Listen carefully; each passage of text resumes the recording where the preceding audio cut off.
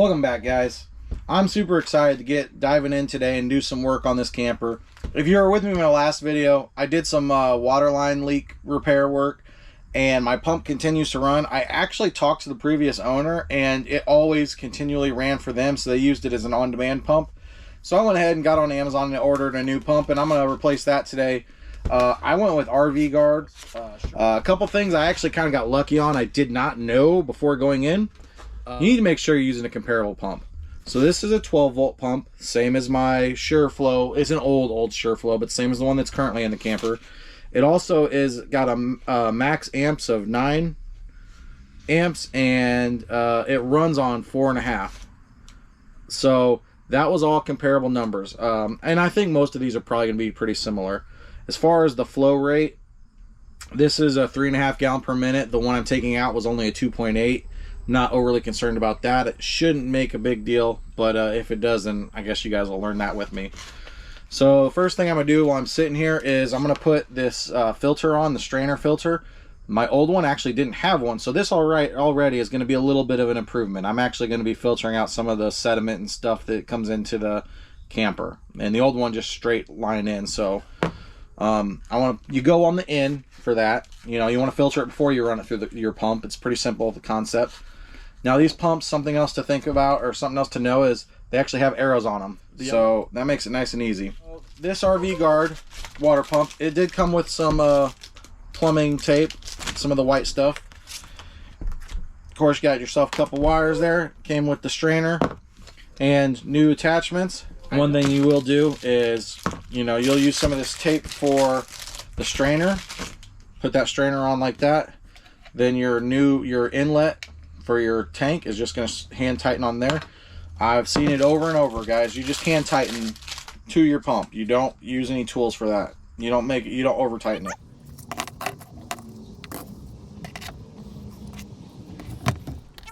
I used probably way more of that tape than I needed to. It says right on the strainer, hand tighten only, vacuum side only. Okay, guys, I'm going to give you a super brief understanding of this converter box that is in this RV and this camper. It's similar to a lot of them out there. This is an older one. It's fuse, it's not breaker. So anyways, I'm not an electrician and I'm really bad with electricity, so don't listen to this as gospel, but it's going to give you the very generic dummies version of what I'm talking about here. So there's two kinds of power, AC and DC power. Houses have 120 volt AC power. And this is hooked up to my house right now, or when you go to campsite, it's hooked up to the AC power. So here are the AC panels. It's coming in with AC here. And there's some larger items hooked up to that run off that. I don't remember what they are right now. Whatever, moving on. So this area down here is a converter. That's how you can hook up to a house and run an RV that runs off of DC power, which is 12 volt DC, and that's usually the battery and stuff. So that's, and I'm telling you this because it's going to incorporate to what we're doing today. So 120 volt AC here, converts it down here DC, and then up here's our fuses. Just like breaker boxes at home, similar, but like I said, that's a DC distribution panel. I believe this one right here is our water pump because these were handwritten in, and I think I can make out water pump. Telling you all that to explain that we have two sets of wires because one is actually coming from the battery of the camper. One is coming from this fuse panel here. So what I'm going to do is I'm going to go turn that water pump on, and I'm going to pull this fuse because I think that's a fuse. We're going to disconnect everything before we do any work. We're talking worst case scenario, guys, like legitimately life and death potentially. If you have a bunch of water and you start unplugging these wires or pulling these wires apart, like electricity and water, bad idea. So I want to know which fuse it is anyway. So I'm going to disconnect the fuse, but then I'm going to disconnect the battery. Don't forget to do that because you're still going to have power even if you unplug your camper from your house. So disconnecting the battery, disconnecting the power. So what we're going to do is we're going to pull this fuse out, and then we're going to try to turn on the pump. I just turned the pump on and it ran. And then we're going to get this fuse out and we'll try it again. I turned the pump off. I pulled that fuse, tried turning the pump back on. Pump did not come on, so it was that fuse. So the fuse is pulled, although that shouldn't matter at all because the battery to the camper is completely disconnected. The shore power is completely unplugged and disconnected. So there should be no electricity running through this camper right now. Not residual, not direct line, nothing. I tried turning on lights and stuff, nothing's coming on. So that's where we're at. The water lines, of course, there's going to be leakage. I mean, this water in here, we're going to open this up, there's going to be water. And I have the tank open right now, it's draining. I have opened up the faucets and ran them until they ran dry. So I've got rid of as much water in there as I can. This is the setup we have. The reason we got two sets of wiring here is because one is coming from the fuse box over here and one is coming from the battery. So, you know, having that battery backup power, we should be able to use this water pump as long as your battery's charged, even when we're not hooked up to power somewhere. And that would be why. So these connect, you know, full circuit all the way around. So these two wires are connected to each other right here. Before I disconnect anything, I'm just gonna go ahead and twist this a couple more times. One of the main reasons you get, you know, bad wiring when it comes to these wire nuts is because you haven't twisted it enough. It shouldn't be like it is up here where they're connected and they stop right there. You should actually see your wires twist together. From there, just because I'm really trying to be over the top about this and secure and everything, I'm gonna go ahead and wrap this guy up in electrical tape. All right, so that's already more secure than it was when we started. We're improving from where we, you know, began this thing. Let's go ahead and disconnect the pump now. You see that? Those weren't even twisted. They were like just touching there. So, and that one just fell off. So, not a great situation. All of these water lines should be hand tightened on. The inlet's over here on this side. That's definitely not hand tightened. And as you see, that's why you disconnect everything. There is drippage. We got a pool of water sitting here, right? Which these cords directly have not gotten in it, but yeah, that's why you disconnect it all. I got that pump out. I went and used a pair of pliers to get that other water line disconnected. Took it out, and there definitely is some water damage down here. This camper's been in pretty good shape. So I started ripping up this laminate and got all it up, and of course we got some rot going on under here. So anyways, I'm gonna vacuum this up, I'm gonna clean it up, and yeah, I'm not gonna rip this entire camper apart, but I'm gonna clean that up and probably put a piece of plywood down there and at least get us a new fresh surface for this pump to be running on.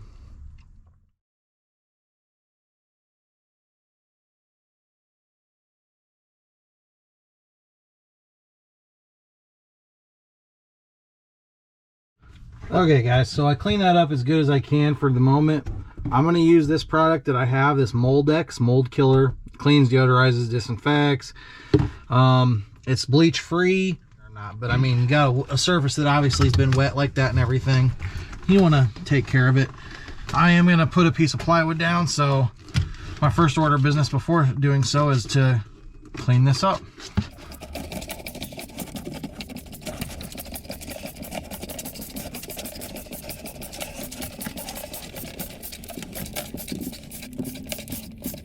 Doesn't help that there's barely any of it left in here, but what I'm going to do is, instead of keep trying to spray it because I can't hardly get it to spray out there, is I'm just going to dump some down on here. Ooh, probably more than I wanted to, really. Just rub it around.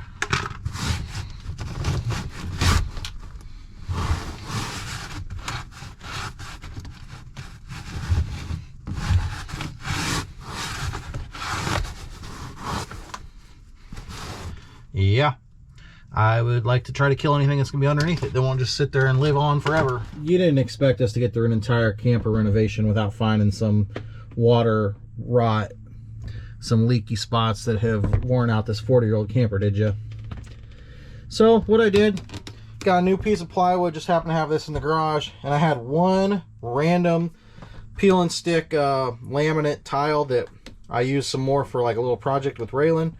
And so, yeah, just to give it a little bit of water protection, I put that on there. And so I fitted this.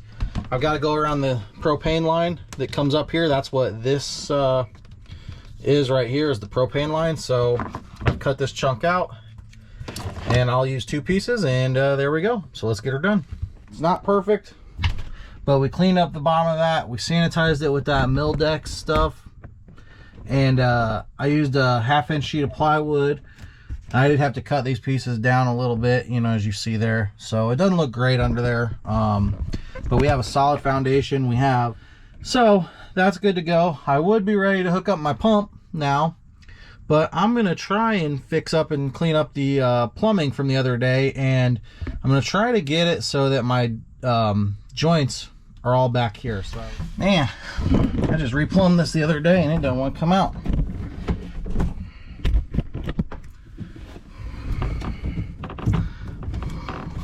There we go. I'm doing this for 2 reasons. I'm replumbing this thing for 2 reasons. One is that one of you guys commented on my video. I had no idea. Apparently this gray stuff is notorious for leaking. I guess there was a class action lawsuit years and years ago about it. And I've got tons of PEX. Might as well use the PEX. The other reason is that if I rerun it, so I just have the individual lines, it's going to clear out from under that sink. It is going to put more connections down there near the water pump, but I'm either going to be leaking at the fixtures directly, or I'm going to be leaking all in the same. There's going to be one spot where I can find the leak. There's no reason that a PEX line, unless you've poked a nail through it somewhere, there's no reason water should be leaking in this when it's underneath the, you know, floorboards, underneath the shower, whatever. So by getting rid of the joints, I shouldn't have to, not that the camper's big, but I should be able to target and figure out real quick and real easy where it's at. So let's get this cold water line for the sink put in. All right, so you've seen me use these quick connects before. Push in as far as you can, pull back a little bit.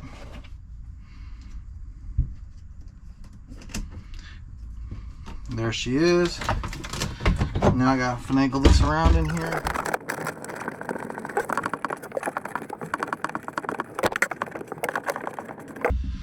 Again, we're hand tightening.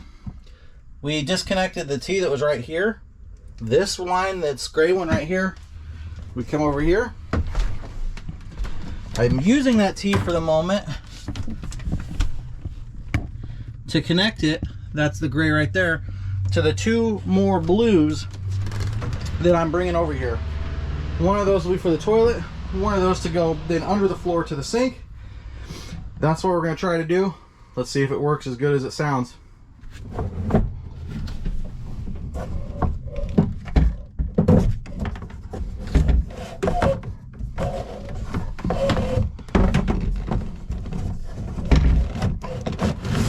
That went way too easy for me. Something's got to go wrong. Isn't that usually how it works? We'll keep these 2 together for the moment. Next, I need to disconnect the toilet, and I'm going to run a connection there. Take one of these that way. I'll do the hardest one last, which is the one that goes down to the sink underneath the floor.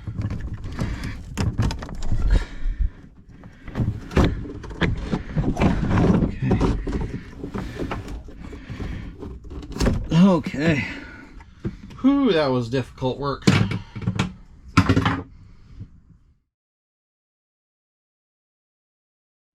So here's one thing about shark bites you may or may not already know. They come with their own little, you have to have this tool to get them to release. There's no little plastic collar that, like the quick connects, that pops off. So with this, you hold it, you wrap it around, you push down, and you pull out. It actually comes out easier than those other ones, but just show you again here. If I put it in, that's not coming out. I love shark bites. They're expensive, but I love them. I'm gonna reuse this one. Same thing. And explain myself. You might not like it, but this toilet connection, it's already got this you know, I don't even know if that's a special pipe or what, or if it's like just an add-on, but I'm going to use that anyways. I'm going to make this shorter, make it much shorter, connect my blue line to it right here. So there's gonna be 2 consecutive connections right there at the toilet connection, but it's gonna be out in the open so that if I have an issue, if I have a leak, you know it. Now the last cold water line is gonna go underneath. So I'm gonna take this end,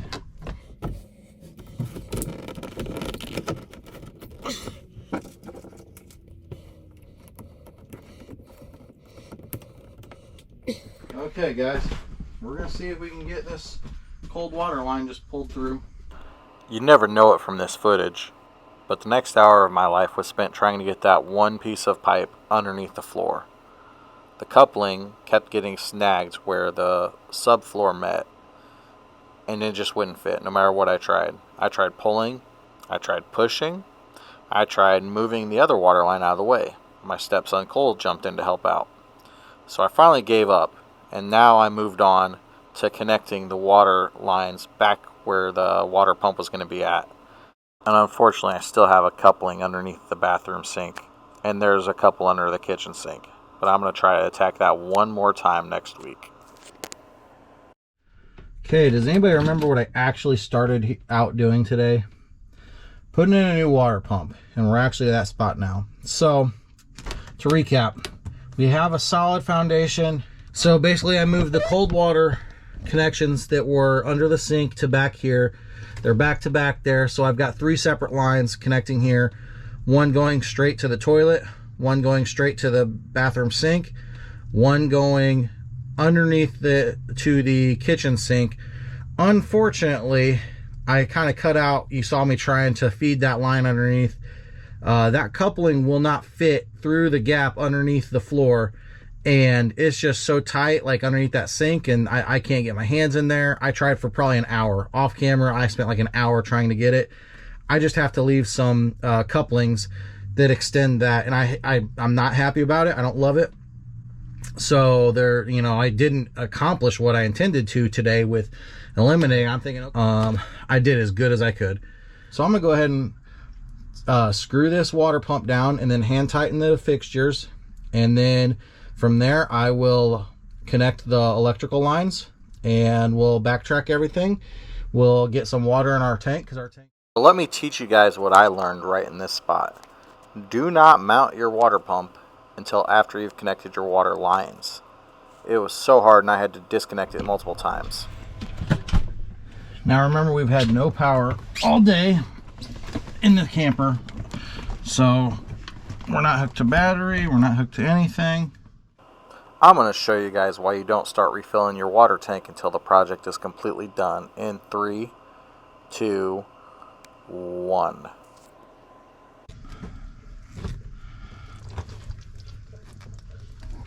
We're filling our water tank while we're sitting here right now.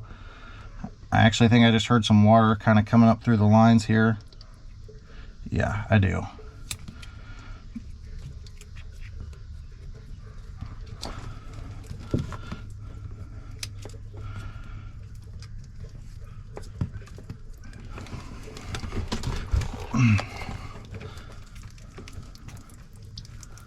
Oh.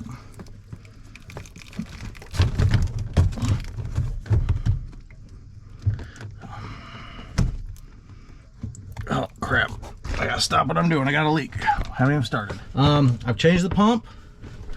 It's been sitting here for about 10-15 minutes. I did the wiring. I really, like I said, I tightened those wire nuts up so they twisted about 2 or 3 times, and then I really wrapped them in electrical tape, and you see that I wanted to mount them up off the ground so that if I do get water leaks, hopefully that stays away from the electrical. I had a little bit of water seem to come out in the strainer, but that's kind of stopped. I don't know if that's natural or not. I don't know if that's something that's going to happen. It's kind of annoying because that's the one thing that has nothing to do with me, really. One lesson I've learned: do not screw your pump down and secure it until you are done hooking up the plumbing, because you can't always move the plumbing around.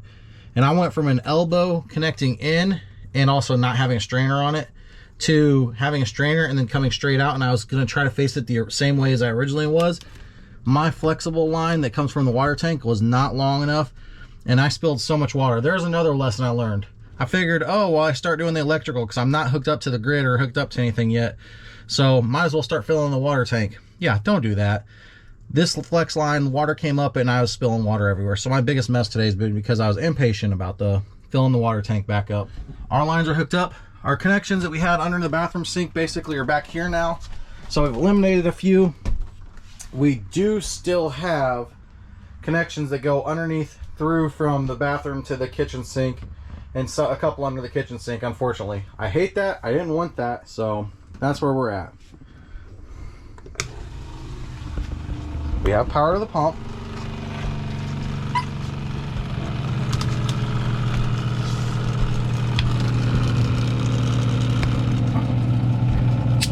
I'm looking. So far, I hear water moving.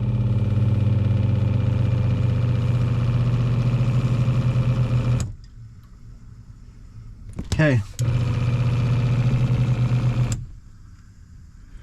And remember, we're coming from, so this is good news.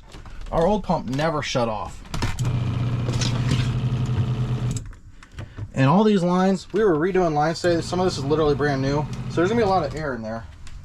Oh, I have a leak coming from the bathroom. I see water. All right, so I gotta handle that. Okay, guys. Water pump is on right now. Notice you don't hear it. And I don't see any water down there. I hope you don't. I've been looking. I don't hear any water. You can listen for it. Here's the one a minute ago. It was the line I was fighting for over an hour today. This one right here. It was the bottom part of it. Water's on. You don't hear anything. You don't see anything. That line's connected over here. And watch. That's some good water pressure. And you hear the pump going.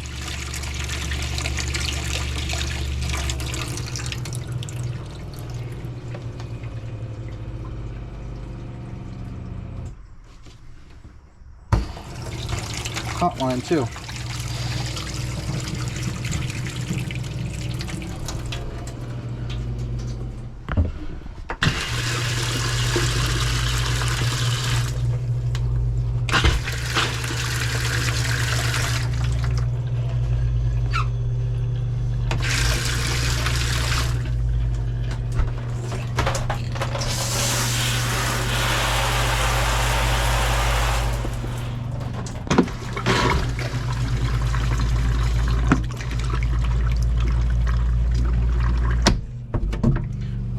We seem to have outstanding water pressure, guys.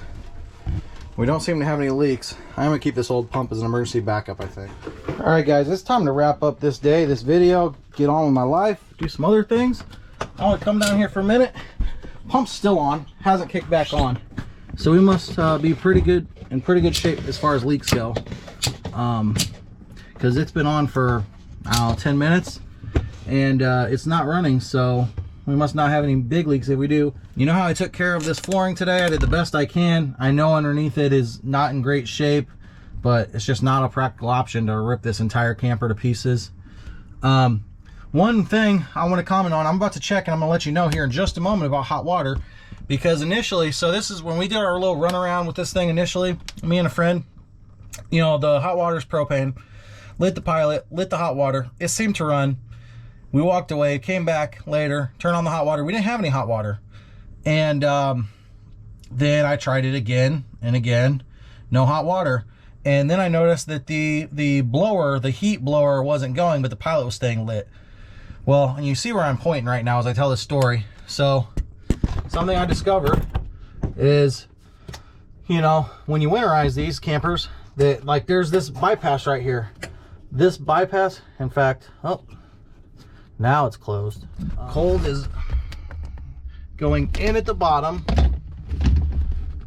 Yes, so cold goes in at the bottom of this tank, and then hot comes out the top.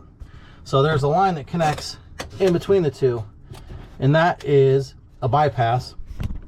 So that when you winterize, you can close your top valve, you can close your bottom valve, and you can just open up that one, and you can winterize it without that. So as you see now, I just closed it again. Actually, it was actually open. That was open, so we'll see if that helps and if we have hot water. Because what will happen is the cold water will mix in, and so your thermostat will be like, yeah, it's hot, I'm done, I'm not doing my job anymore. Meanwhile, you're not getting hot water on the other end because you're getting all that cold mixed in. I know. Hey, it's hot. That's hot, warm water. At first it was cold, but obviously it took a minute to get through the line. That scared me. But yes, we have hot water. Boom. That's great. We have hot water. We have water. We seem to not have any leaks right now. That's good. We have a water pump that runs the way it's supposed to. We have electricity. We have a refrigerator.